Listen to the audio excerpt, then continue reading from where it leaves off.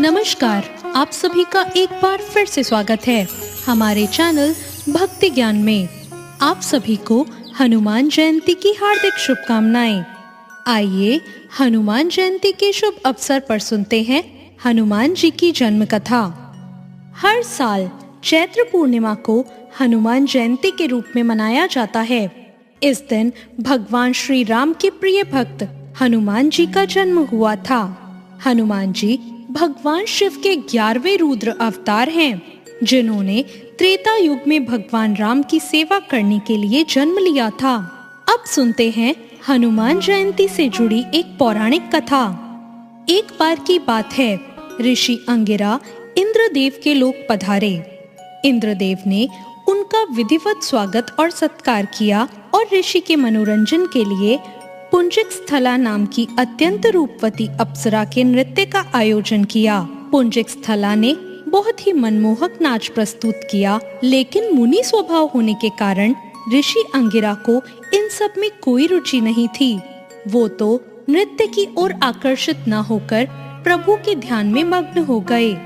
जब पुंजिक स्थला का नृत्य समाप्त हुआ तो देवराज इंद्र ने पूछा, हे महर्षि, आपको इस अप्सरा का नृत्य कैसा लगा?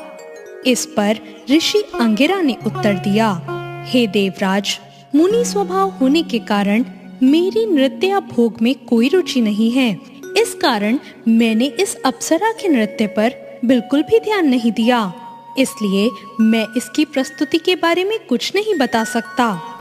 अंगिरा ऋषि द्वारा अपनी प्रशंसा न सुनकर पुंजिक स्थला उन पर क्रोधित हो उठी। इस पर ऋषि ने उन्हें श्राप दे दिया और कहा, हे पुंजिक स्थला, तू जिस रूप और सौंदर्य पर अभिमान कर रही है वो नष्ट हो जाएगा और तेरा अगला जन्म वानर के रूप में होगा। मुनि का श्राप सुनकर पुंजिक स्थला को अपनी भूल का आभास हो गया और वो उनके चरणों में गिरकर गिड़गिड़ाने लगी और क्षमा याचना करने लगी। इस पर मुनि ने कहा, इस श्राप का प्रभाव तभी समाप्त होगा जब तुझे संतान की प्राप्ति होगी। इसके पश्चात पुंजिक स्थला ने वानर राज कुंजर की बेटी अंजना के रूप में जन्म लिया। अंजना का विवाह कपिराज केसरी से हुआ। इसके बाद अंजना वन में रहकर पुत्र प्राप्ति के लिए तपस्या करने लगी। इधर त्रेता युग में अयोध्या नरेश राजा दशरथ ने संतान प्राप्ति के लिए अपने गुरु वशिष्ठ के निर्देश अनुसार पुत्रेष्टि यज्ञ करवाया। ये यज्ञ श्रृंगी ऋषि द्वारा संपन्न कराया गया। ऋषि ने पूर्ण आहुति की और इसके बाद यज्ञ कुंड से अग्निदेव प्रकट हुए और राजा दशरथ को एक खीर का पात्र देते हुए बोले, राजन, ये खीर आप अपनी रानियों को खिला देना। अवध नरेश ने वो खीर अपनी तीनों रानियों में बराबर बांट दी। कौशल्या और सुमित्रा ने तो खीर ग्रहण कर ली, लेकिन जब रानी केकई खीर ग्रहण करने लगी तभी एक चील आई और उस खीर का कुछ अंश झपट कर अपने मुंह में लेकर उड़ गई। जब वो चील संतान प्राप्ति के लिए तपस्या कर रही अंजना माता के आश्रम के ऊपर से उड़ रही थी, तब अंजना आसमान की ओर मुख करके देख रही थी। उनका मुख खुले होने के कारण खीर का कुछ हिस्सा उनके मुंह में आ गिरा। ये बात जब उन्होंने अपने पति वानर राज केसरी को बताई तो उन्होंने कहा, हे प्रिय, इसे भगवान शिव का प्रसाद मानकर ग्रहण कर लो।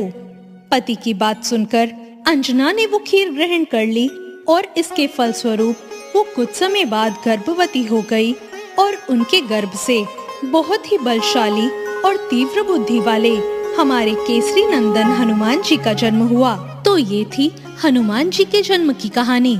आपको ये कथा कैसी लगी कमेंट करके जरूर बताएं। साथ ही मेरे चैनल भक्ति ज्ञान को सब्सक्राइब करना ना भूलें। धन्यवाद।